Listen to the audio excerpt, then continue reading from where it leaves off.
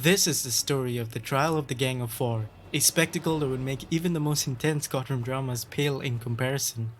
Our story's protagonists are Jiang Xing, a former actress and the wife of Chairman Mao Zedong, Zhang Shenghao, Jiang's right-hand man, and political wunderkind, Yao Wenyuan, the master propagandist and close confidant of Jiang Xing, and the youngest of the lot, Wang Hongwen, who climbed the political ladder faster than a rocket.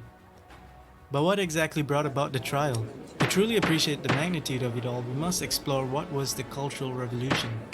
Launched by Mao Zedong in 1966, it was akin to throwing a Molotov cocktail into China's political landscape. The Cultural Revolution resulted in a frenzy of political upheaval, persecution of perceived enemies, obliteration of centuries-old cultural treasures, and the stifling of dissent. As Mao's rule reached its end on September 9, 1976, the Gang of Four set their sights on seizing control of the nation, while also at the same time retaining control of the government media. This audacious move ultimately led to their arrest and subsequent trials for acts considered treasonous against the Chinese state. Welcome to Asia Obscura. Before we begin, please like, share and subscribe for more obscure Asian stories. So let's dive into the aftermath of Mao's reign. So Mao's reign was officially over and it was like a Wild West showdown for control in China.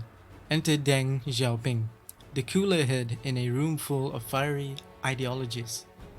He'd had enough of the gang shenanigans and decided it was time to bring down the hammer of justice. The Gang of Four, with Jiang Xing at the helm, got slapped with charges for their starring roles in the chaos of the Cultural Revolution. Their arrest was perceived as the necessary cleansing fire that would bring down stability and pave the way for reform.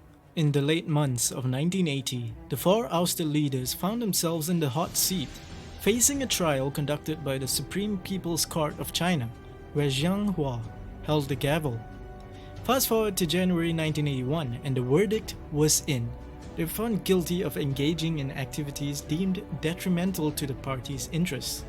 These allegations included, among others, their responsibility for the deaths of 34,375 individuals during the chaotic era of the Cultural Revolution, and the persecution of nearly 3/4 of a million innocent Chinese citizens.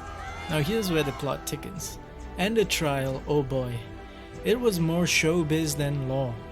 The three musketeers, or in this case Wang Hongwen and Yao Wenyuan, decided to go for a no-defense defense.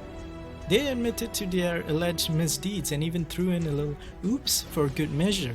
On the other side of the spectrum, Zhang Shenghao remained unwavering, fervently maintaining his innocence throughout the trial. What about the leader of the gang? Jiang Xing was like a diva turned courtroom performer. I mean, imagine it for a second, okay? Passionately protesting, shouting, crying, and fervently declaring her innocence, all while attributing her actions to her loyalty to her husband, Mao Zedong.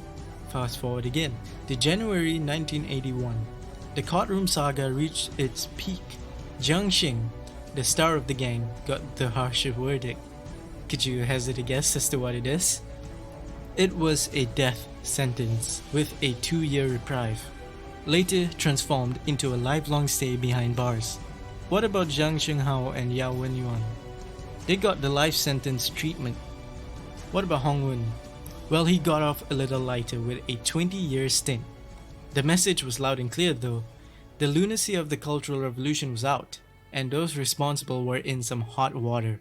The trial of the Gang of Four ignited a transformation of monumental proportions. It signified a commitment within the Chinese leadership to sever the shackles of radicalism and set forth on a journey of pragmatism and reform under Deng Xiaoping's stewardship. Now let's talk about the aftermath. The legacy of this colossal courtroom showdown. It's a bit like that never-ending debate about your favorite movie's ending. Some folks see the trial as a necessary catharsis, a way for China to cleanse itself of the Cultural Revolution's chaos. They argue that it was like ripping off a really sticky band-aid, painful but ultimately for the best. But then, there are others who don't buy that storyline. They say this trial was more of a political spectacle, to divert blame from the real big fish, Mao Zedong himself. It's like a twist in a David Fincher movie when you're not sure who the real villain is. These debates continue to rage on in China, like an unresolved cliffhanger at the end of a TV series. It just goes to show that history isn't always as neat and tidy as we'd like it to be. So there you have it, the story of the Gang of Four's trial. Full of drama, intrigue, and enough twists and turns to rival any blockbuster. And just like a good movie, it leaves you pondering the blurred lines between power, justice, and the tangled web of history. Thank you for joining us on this episode of Asia Obscura. Don't forget to like, share, and subscribe. And if you have your own stories to share or topic you'd like us to explore, please comment below.